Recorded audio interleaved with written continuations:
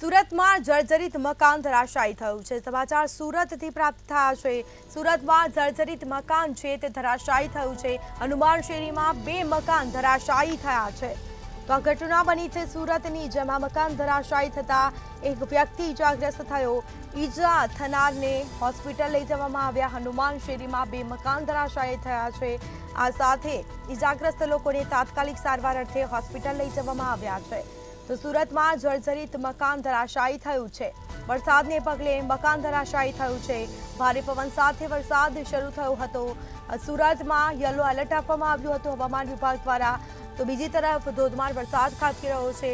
હનુમાન શેરીમાં 2 મકાન ધરાશાયી થયા છે। લોકો મુશ્કેલીમાં મુકાયા છે। સુરતમાં જર્જરિત મકાન ધરાશાયી થયું છે।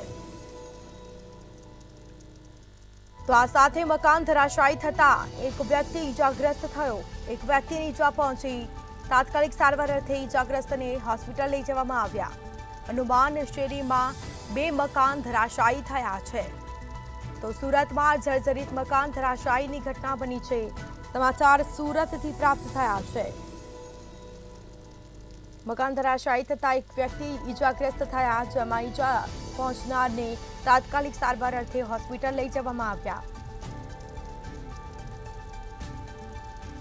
તો વધુ વિગતો સાથે સંવાદદાતા દિવ્યેશ પરમાર ફોનલાઈન પર જોડાઈ ગયા છે। જી, સુરતમાં જર્જરિત મકાન છે તે ધરાશાયી થયું છે અને એક વ્યક્તિ પણ ઇજાગ્રસ્ત થયા છે, શું માહિતી? ચોક્કસથી જે પ્રકારે આ સમગ્ર ઘટના છે તે ભવાનીવડ વિસ્તારની છે કે જ્યાં એક મકાન છે તે જે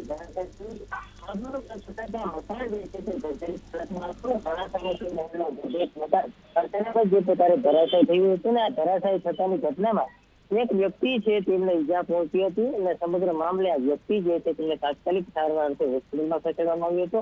જોકે જે પ્રકારે કહી શકાય કે આ વ્યક્તિ જે છે તેમને સામાન્ય ઈજાઓ પહોંચી હોવાની વાત સામે આવી હતી, પરંતુ જે પ્રકારે હાલ આ યુવક જે છે તેને હોસ્પિટલ ખસેડવામાં આવ્યું છે। એટલે સ્પષ્ટ કહી શકાય કે જે પ્રકારે જે મોટી દુર્ઘટના કહી શકાય કે આ બને એમ હતી, પરંતુ ક્યાંક ને ક્યાંક સદનસીબે આ કોઈ પ્રકારની દુર્ઘટના બની નથી। અને મહત્વનું કહી શકાય કે જે પ્રકારે આખો મામલો સામે આવ્યો હતો તેમાં જે પ્રકારે આ જે મકાન ધરાશાયી થયું છે તેમાં ખાસ કરીને ભવાનીવડ હનુમાન શેરી છે આ 2 માળનું મકાન હતું અને આ ધરાશાયી થતાની સાથે જ એક વ્યક્તિ જે છે તે ઉભો હતો, તેમને ઈજા પહોંચી હતી। અને મહત્વનું કહી શકાય કે જે પ્રકારે જર્જરિત મકાન તોડી પાડવા માટે નોટિસ પણ પાઠવવામાં આવતી હોય છે, પરંતુ આ મકાન જે છે તે ઉતારાયું ન હતું। આખરે આ મકાન વરસાદ પડતાની સાથે જ ધરાશાયી થયું હતું।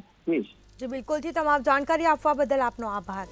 તો આ સાથે સુરતમાં મકાન ધરાશાયી થયું હતું। મકાન જર્જરિત હાલતમાં હતું અને ધરાશાયીની ઘટના બની છે। સદનસીબે ઘટનામાં કોઈ મોટી જાનહાનિ થઈ નથી, પરંતુ એક વ્યક્તિ ઇજાગ્રસ્ત થયો છે।